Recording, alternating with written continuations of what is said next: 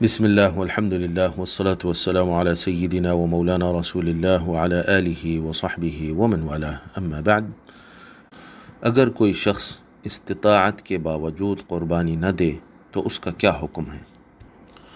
تو جاننا چاہیے کہ قربانی کی استطاعت رہنے کے باوجود قربانی ادا نہ کرنا مذموم عمل ہے، اور احناف کے نزدیک تو اس کی وجہ سے گنہگار بھی ہوتا ہے۔ چنانچہ حدیث شریف میں اس کے متعلق وعید آئی ہے۔ سنن ابن ماجہ کی حدیث ہے، حضرت ابو ہریرہ رضی اللہ عنہ سے مروی ہے کہ نبی اکرم صلی اللہ علیہ وآلہ وسلم نے ارشاد فرمایا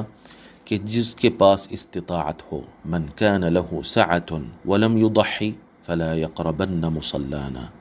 کہ جو صاحب استطاعت ہو اس کے باوجود وہ قربانی نہ دے تو وہ ہماری نماز گاہوں کے قریب نہ آئے۔ اب اگر کوئی شخص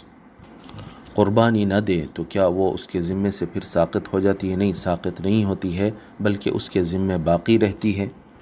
اور اس کو عید کے 3 دن یعنی 10، 11، 12 ذی الحجہ کے گزر جانے کے بعد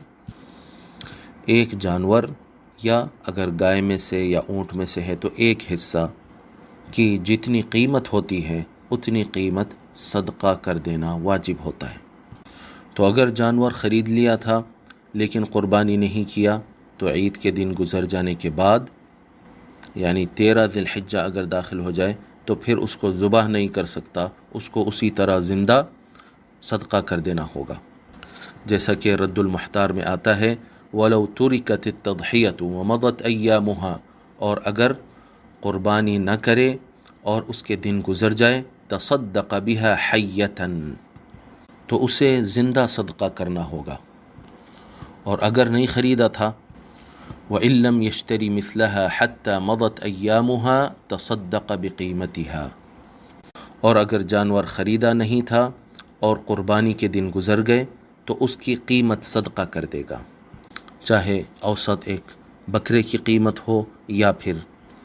گائے یا اونٹ کا ایک حصے کے برابر قیمت ہو، اس کو صدقہ کرنا واجب ہوگا۔ واللہ ورسولہ اعلم واحکم۔